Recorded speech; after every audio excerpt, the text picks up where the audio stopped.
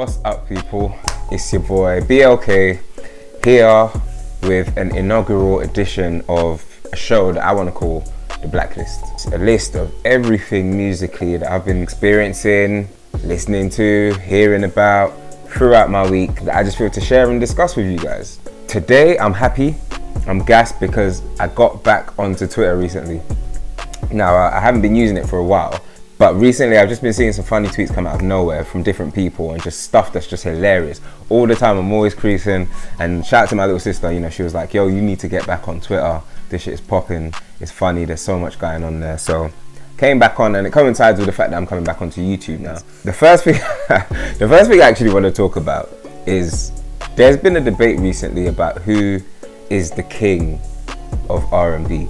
Now, this is where Twitter's been mad because it's funny, it's hilarious. There's so many people who are taking the piss out of these different videos that are like going around on the internet. So for example, there's this song that's like, everybody have that party. And basically it's this guy just like singing in his living room with one girl, yeah, and one guy. I don't know what he thinks this is an after party for, but they're saying that this is the king of R&B. Now, there's another guy as well who, to be fair, he's a bit more impressive. He's all out here like doing like body popping and locking and shit like that. But the accent in the video is bad, man. I don't know who gasses these people, but at the end of the day, if you got a camera, anyone can make a music video, innit? It just shows like there's no formula to making a music video. For me, in actual fact, like when we're talking on all serious level, let's keep it real. Like there's got to be one guy who's the candidate, who is the guy who you say is the king of R&B. I'm sorry, from day, there's no one. Don't at me, don't argue with me. It's Chris Brown, innit? There's bare R&B artists out there. There's Eric Bellinger, Trey Songz, Jeremiah, T.Y. Dolla $ign is one of my favorites. I'm not gonna lie, like T.Y. Dolla $ign is one of my favorite R&B artists, innit? So I'm not saying Chris Brown is the king of R&B lightly. When we're talking about the king of something, innit, like in the music business, in the talent world, we're talking about multi-talented. We're talking about, I listen to you on a track and you're sick. I go to your show, watch you perform and you're sick. Like that's what like you have to be bringing to the table. You can't just be one for one. And then I come to your show. Like, let's say you're like the most banging guy on the track and you sing your heart out and shit. But then I go to your show and you're just dead and you're just standing there with a mic. Okay, sometimes it's intimate performing, but I'm sorry, I feel like the people who bring the most to the table are the people that like where you experience them, it's lit in it. I saw Chris Brown live in Vegas. I got the privilege of seeing him in the club, like in Dre's. That till this day, yeah, it was on the 4th of July. That to this day is one of the best like nights I've ever had. And that was like made better by Chris, his crew of dancers, but obviously they're not in the equation, but just him. Because he had bangers on deck, songs that I would listen to in my Walkman, like, yeah, okay, in my phone and shit.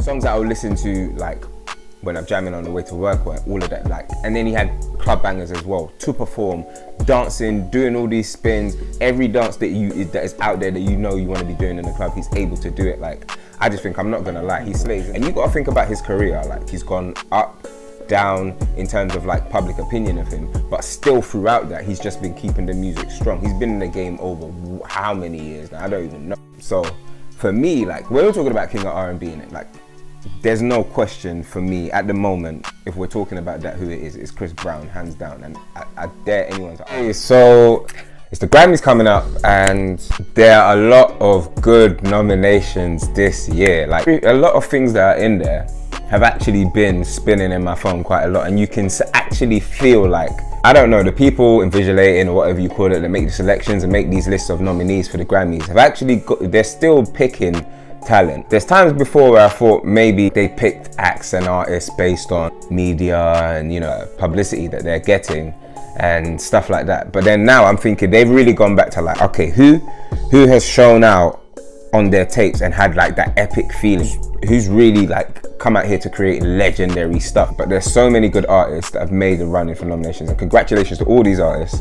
It's a wicked thing. I just think like that's like the pinnacle, that's the Oscars of the music game, and to get in there and to have so many diverse artists represented, for me, like it's a really good moment. This year I'm rooting for best album of the year. I'm rooting for her and Post Malone. Post Malone, I don't know, like the guy's gone clear. Like he released a mixtape.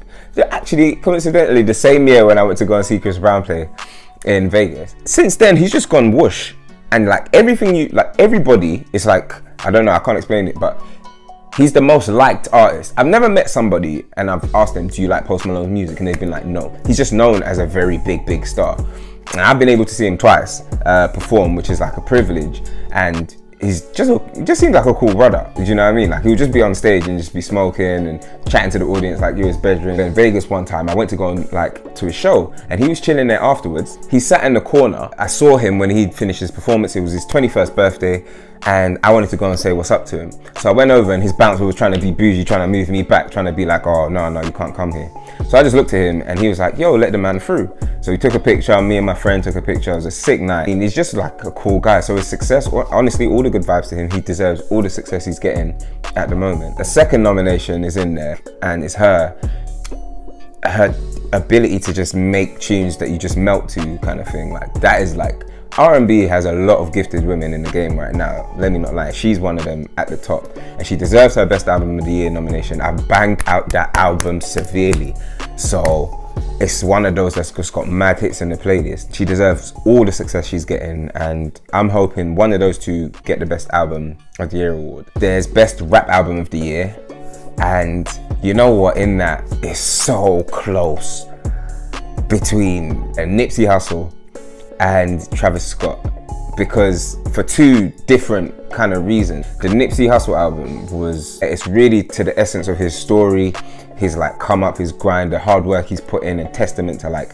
he's got this tagline which is basically the marathon continues, but it's like he sees himself as part of a long-term race where he's just got to keep running. I watched an interview where he was talking about himself, you know, sometimes you're behind, sometimes you're in front, but you know, I want people to remember my legacy as the marathon, like someone who's just keeping going. To get a Grammy nomination for Nipsey Hussle, because I'm not gonna lie, he's for what I know, over this side of the pond, he's quite underrated, and not a lot of people talk about Nipsey over here, but he's actually a talented artist. He's had consistency throughout his career, still been grinding, and now for him to get a Grammy nomination for an album that is not one of the most talked about albums in rap this year, it's not the one that all the DJs are spanning the clubs, but when you listen to all the tracks, they're hard, like they're solid. And Keys to the City is my favorite track on there.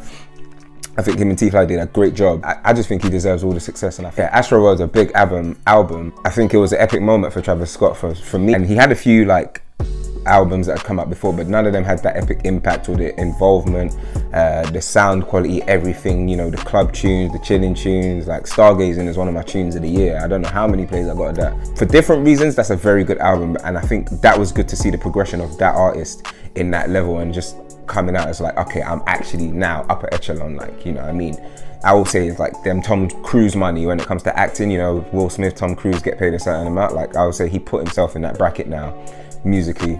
So that was a good album from him. For me, I'm gonna go Nipsey. Just because I think he's somebody who you wouldn't necessarily see the Grammy people taking notice of, but it's very good to see them take notice of someone who's hardworking and who's just been consistent, and he's putting out actually a positive message as well with all his music. Hopefully one of those two can do it, but for me, good luck Nipsey, and good luck Travis as well, and good luck all the other nominees, because it's a great achievement to get there. Now it's to the section where I give you my top 3 tracks that I've been spinning throughout the week. On the track list this week is from Childish Major, and it's called Know Nothing.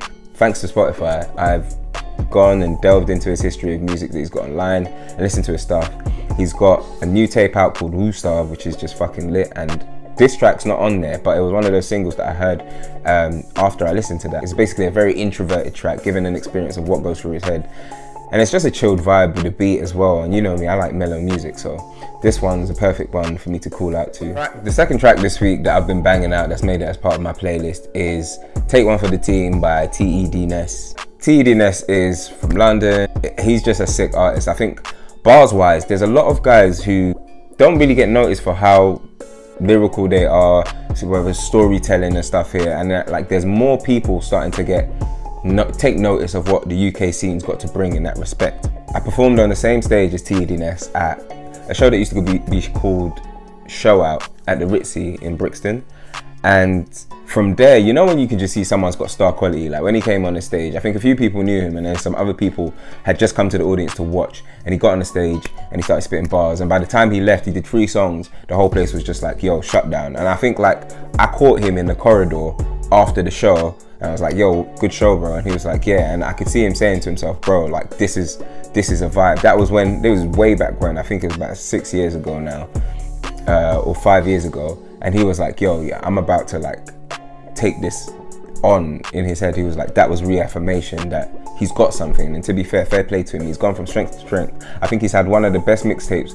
one of the mixtapes that not a lot of people talk about, but it's a banging mixtape. So if you ain't heard it, it's called Trap Nominated. It's his last mixtape.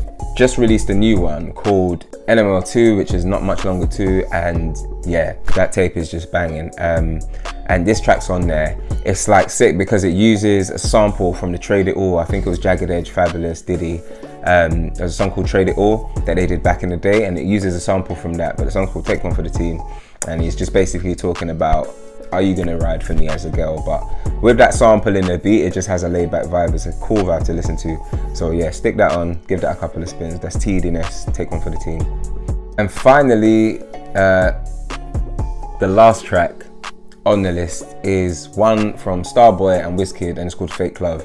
Now this is just an Afrobeats track, and recently, if you've been watching my Instagram, you will know that I do not know how to Shaku in it. Don't at me, I don't want to hear it. Look, it's one of those things I've tried. I don't know, it's the leg movement. Like they tell you to get a leg movement in, and yeah, I'm getting there though, because I've been learning, I've been getting better at it. So soon come, give me 2 weeks in it, and I'm telling you, I will do it live on the show, just so you lot can see. But I've been listening to a lot of Afrobeats just to get me in the mood to Shaku. This track, along with a couple others, has just been banging through my speakers all week. I've been playing it loud in the living room, just while I do the Shaku routine sessions, just trying to get it down for when it's really counting, like when I really need to, you know, show out for a little bit. So yeah, but this track's just really helped me through, and it's just a cool vibe, you know, play it wherever. The thing about Afrobeats tracks I like is like you can take them out of a club situation into a wedding, into like a, you know, children's party, into an adult's party, whatever, and play them all there. And this is no different, and it's still a banger, and obviously a boy Wizkid has to be on there. So yeah, give that one. It's called Fake Love, and it's by Starboy and Wizkid. And that concludes the backlist for this week. Next week I'll be back chatting to you with a few other topics and shit that's been going on in the week of music for BLK. So have a good week and take care. Peace.